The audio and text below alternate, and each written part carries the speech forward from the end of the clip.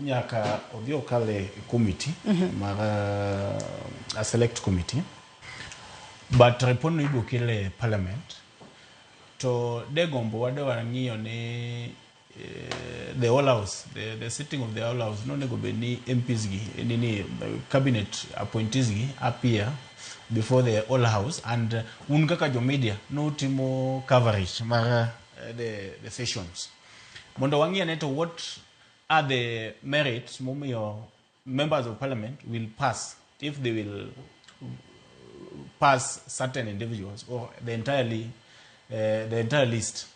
But having said that, ingeni nganyo ok ena ni be succeed ni jodonjo JKI kata ji be jodonjo State House. Ingeni Joyce nyaka ne nganyo ne chakre. Chieng mo moland nganyo kikalo town kacha. Tidoka there's nothing happening.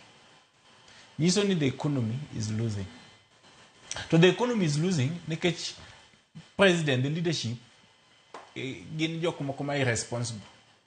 Ok gidu accept reality, then they act on those realities. The only thing that they can do is to read us that the economy has lost 6 billion, what. Ingene manakataka uono. Kingio the embassies no communicate and foreigners should not travel to Kenya because there is instability. The moment these foreigners are not coming, you see the economy is also losing in terms of even transport or even in tourism and hotel. Yeah? And what is the president doing about this?